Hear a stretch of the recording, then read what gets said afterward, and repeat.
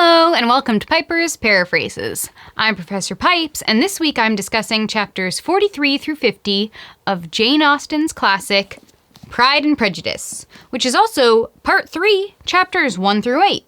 This is the penultimate Pride and Prejudice episode, and we're supposed to finally see Pemberley today. So let's hurry up and get going!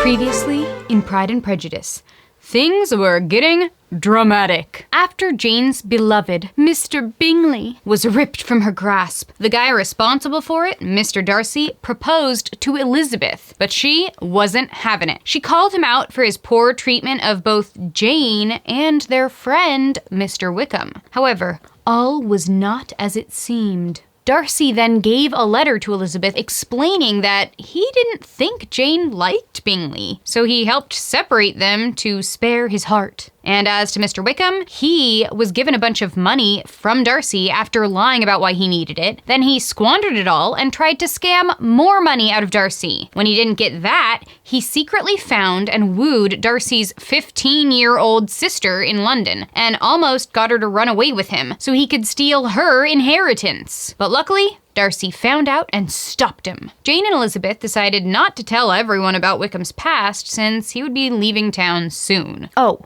and who else was leaving town? Lydia Bennet. She was invited to stay at the military camp in Brighton, and even though Elizabeth begged her father not to let her go, he consented, and Lydia left town. Then, Lizzie left town too, for a trip with her aunt and uncle. In fact, when we left her, she was just about to take a tour of Pemberley, Darcy's estate, and the home she turned down. Elizabeth and the Gardiners head out to see Pemberley. No, Cooper, it's bigger than that.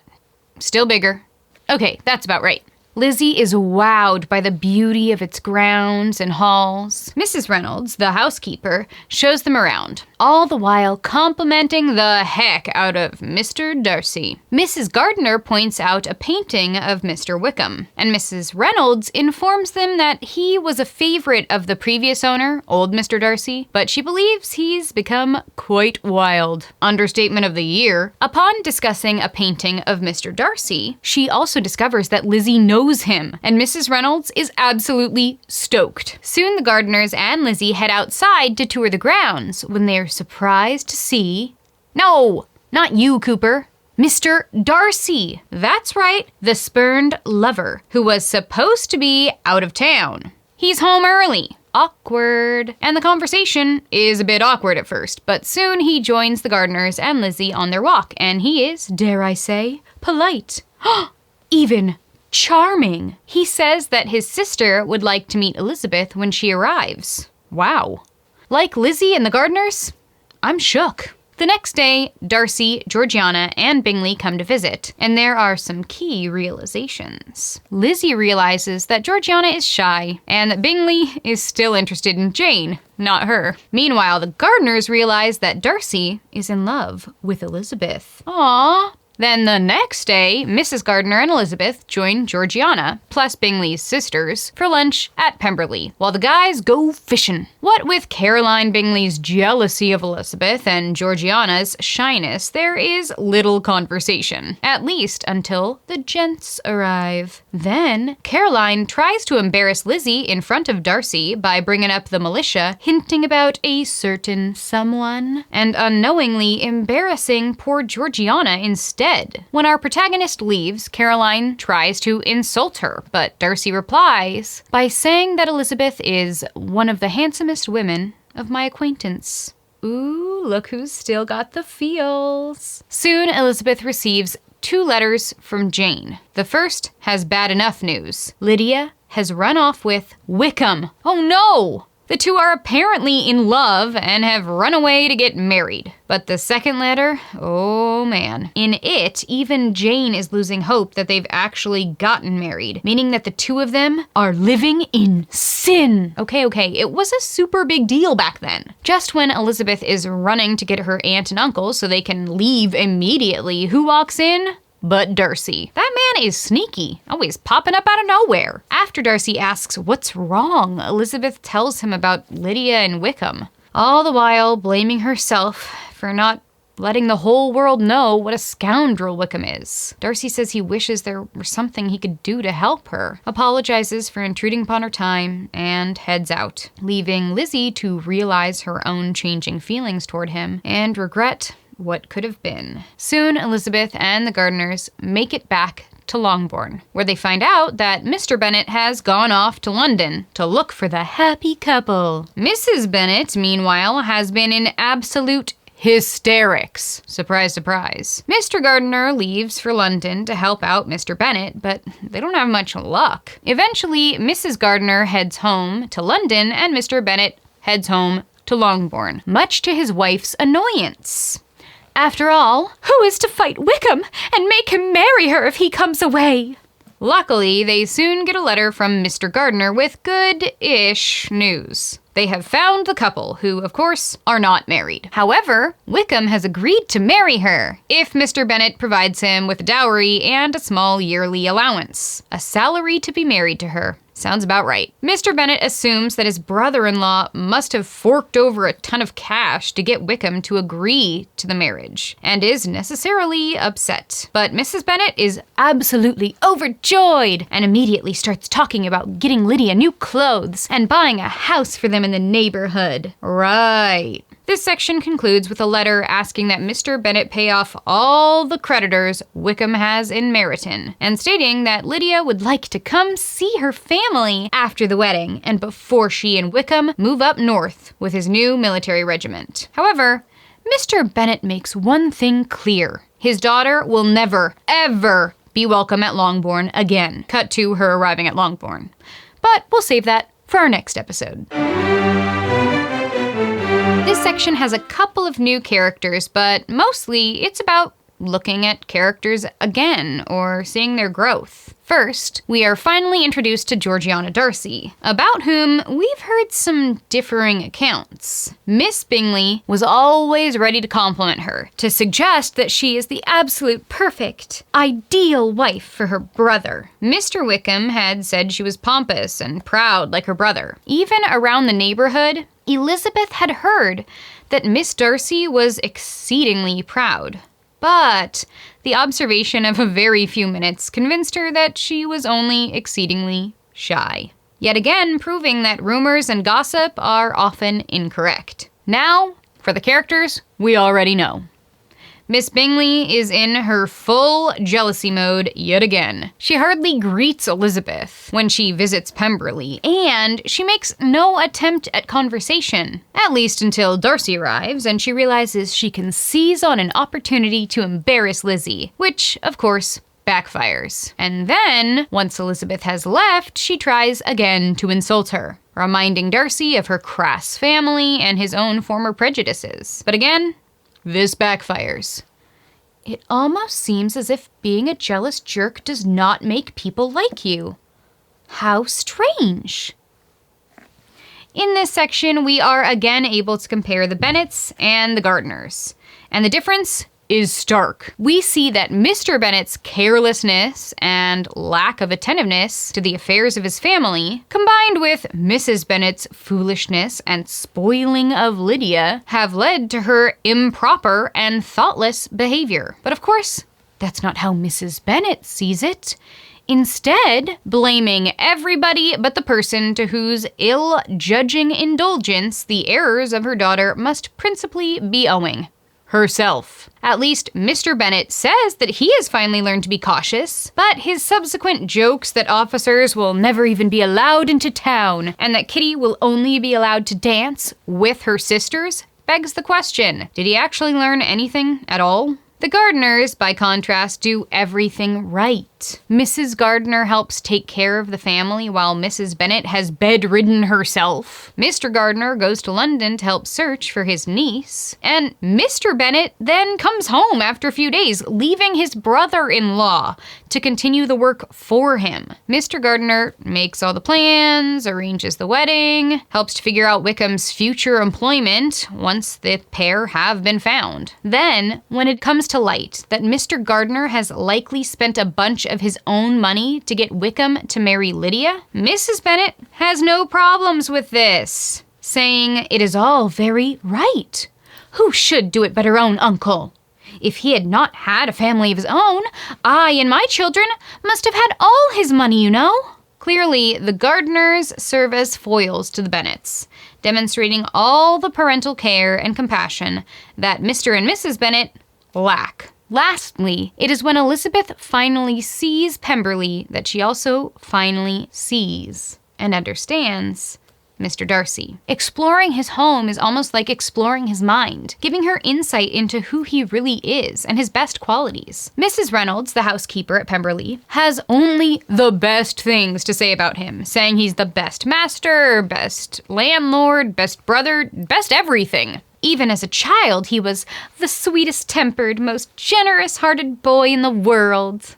At first, this seems strange to Elizabeth, but the more she sees of him, the more she begins to recognize its truth. He is exceedingly kind to her, despite the fact that she rejected and insulted him. And he extends that kindness to her family as well, showing a level of care and concern that Lizzie had never seen in him before. But of course, just when she and we want to get to know him better, Elizabeth is pulled away by Lydia's recklessness. In this section, we continue to see the dissolution of both Pride and Prejudice. Even though Elizabeth no longer hates Mr. Darcy and knows that he had some reasons for his past behavior, that he was not a good-tempered man had been her firmest opinion. She is still completely shocked when Mrs. Reynolds praises him. She also assumes that her aunt and uncle would never even be allowed to be guests at Pemberley if she had married Darcy. She's then necessarily surprised when he treats them with courtesy and kindness. Over the course of this section, her prejudice dissolves completely, and her opinion of Darcy changes with it. But we'll get to that soon enough. Meanwhile, all of Darcy's behavior makes it clear that he is no longer letting his pride control him. In fact, in meeting the Gardiners, he is now seeking the acquaintance of some of those very people against whom his pride had revolted back when he proposed. And he does more than just seek their acquaintance. His behavior was more than civil.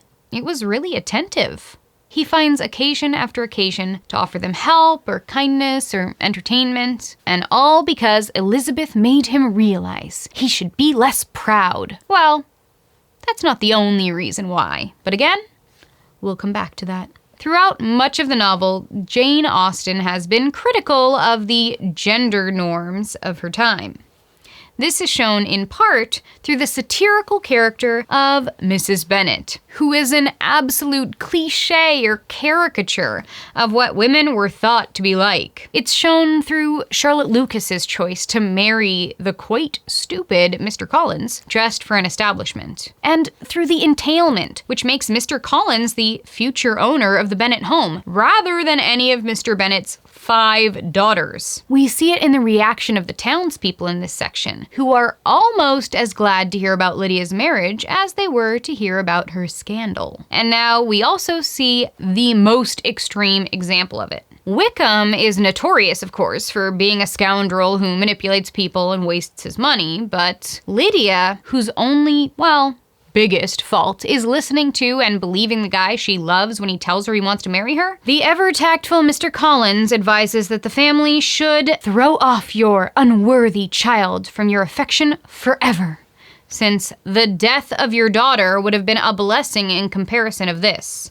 So it would be better for her to be dead than to live with a man before they're married? Dang, that's harsh, Mr. Collins. Clearly, this is Austen pointing out how insane the expectations of women are, what standards of morality they're expected to maintain. However, it's not as clear-cut as all that. After all, Elizabeth, who generally is the most reasonable character, is completely shocked and appalled by her sister's behavior, and says that Lydia is lost forever because of her actions. So even though Colin's response is a satirical take on the expectations and reactions of people at this time, it seems as if Austen herself still doesn't condone the immoral behavior of Lydia. Finally, let's get back to the heart of this novel, courtship. I need hardly mention Lydia and Wickham here, for though it's clear that Lydia really did fancy herself to be in love, it is equally clear that Wickham's courtship of her was just for companionship, as he ran away from his post, and then all about money. Even Mr. Bennet says Wickham's a fool if he takes her with a farthing less than £10,000. So since theirs isn't an authentic, or at least a romantic courtship, let's move on to that of Mr. Darcy and Miss Elizabeth. Even though at first Elizabeth thinks to herself, it cannot be for me, it cannot be for my sake that his manners are thus softened. It is impossible that he should still love me. Her aunt and uncle are not so easily convinced. In fact, to them, it was evident that he was very much in love with her. His manners, attention, behavior, all signs point to love. But what about our dear Miss Elizabeth? Well, in this section, we finally start to see evidence of Elizabeth's interest in Mr. Darcy. At first, her feelings could not be exactly defined. She respected, she esteemed, she was grateful to him. She felt a real interest in his welfare. Unfortunately, just as quickly as their relationship begins to grow, it is dashed away by Lydia's actions. In fact, it is not until after Lydia's marriage is arranged that Lizzie was convinced that she could have been happy with him, when it was no longer likely they should meet. She realizes that he would have been a perfect partner for her, an ideal match, but apparently it was not to be. In classic Austen style, the speaker has some satirical commentary on love, comparing Elizabeth's natural change of sentiment through gratitude and esteem to love that is often described as arising on a first interview with its object, and even before 2 words have been exchanged. In other words, Elizabeth's love for Darcy is far more realistic, but perhaps less popular than love at first sight. Of course, the speaker also snarkily adds that Lizzie had given that a shot with Wickham, and look where that got her. So maybe she was more willing to give in to the much more boring version of romance. Lastly, I'd like to leave you with some food for thought. First, have your opinions about Darcy fully shifted, as Elizabeth's have? Why or why not? Second, this section states that Darcy's change in character is the result of his love. Does that seem realistic? Do people change as a result of love? And do we see evidence of that elsewhere in the novel? Third, what is Austen suggesting about society based on the townsfolk's reactions to Lydia?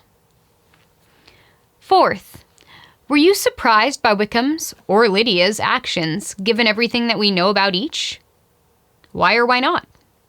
And finally, what distinction does Austen make between characters of good rank and those of good morals? What's the difference between the qualities that define class and those that define character? Thanks for watching this episode of Piper's Paraphrases. Now go forth, read a bunch, and be good people.